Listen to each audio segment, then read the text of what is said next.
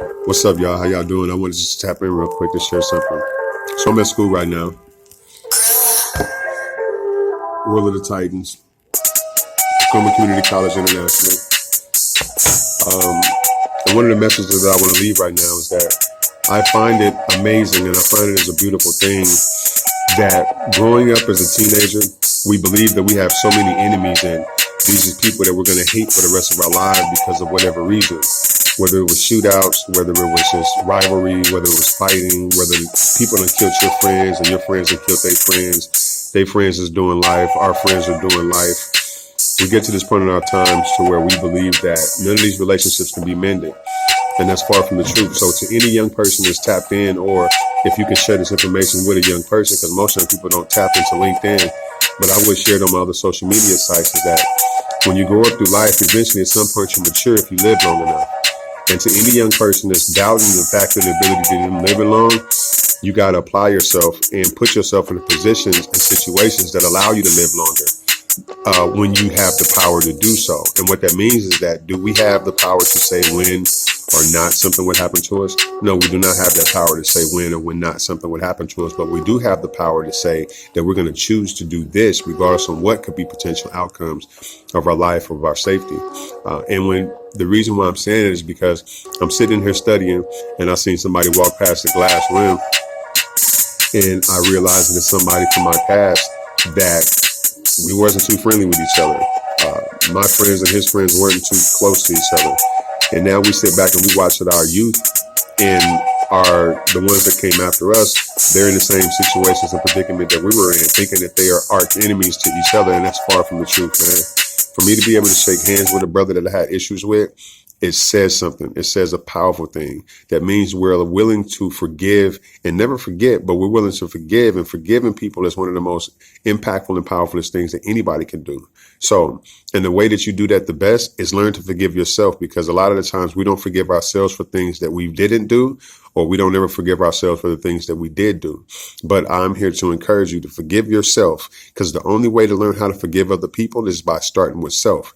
The only way to love other people is by loving yourself. If you cannot exercise or practice that on yourself, then you will never know how to express it or make that change with other people. So I challenge you and I charge you to do that and grow healthily, grow with intent, have a purpose and find a purpose. Do not ever feel like you don't have anything to live for. When you search deep in yourself, then you'll find that you're great at a lot of things. You just got to figure out which one you want to tap into and what you want to start with. Again, that was a humbling experience for me to see a brother up in here. And then we stopped and we chit chat and we shot the breeze. And we both said, never expected us to be in this atmosphere of school and education. But now that we're here, he's excited that he learned about code switching, because he shared with the teacher that, I speak Ebonics and you're trying to get me to learn proper English. And so what the professor was like, no, I'm not trying to get you to switch anything. I just want you to adapt and learn to code switch.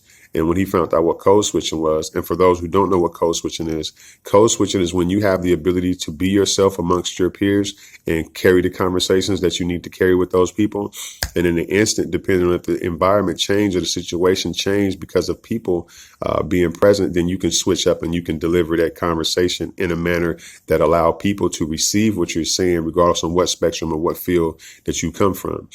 So I encourage everybody, if education is not for you, then that's cool. But I still encourage you to seek and research and just find education and knowledge in whatever basic way that you can find it. Do not ever limit yourself to believing that what you know is enough for you, because it's never enough with the knowledge that we do have. We have to be seekers of knowledge in order to grow to our fullest capability and to express ourselves to our fullest capacity. Don't ever doubt yourself. And when you're dealing with hardships, just find somebody to talk to. And it's a trustworthy relationship that you need to find and build with people that you could really trust. And I'm here to debunk that conversation, that phrase that people use, you can't trust nobody. If a person ever tell you again that you can't trust nobody, then be mindful of that person that you're talking to, because 9 times out of 10, they're not somebody that you can trust. I am somebody you can trust until you break that trust. It's your choice, not mine. I'm here to give you the full 100% benefit of the doubt that you are valued and you're worth whatever it is I feel that a person is worth as being alive.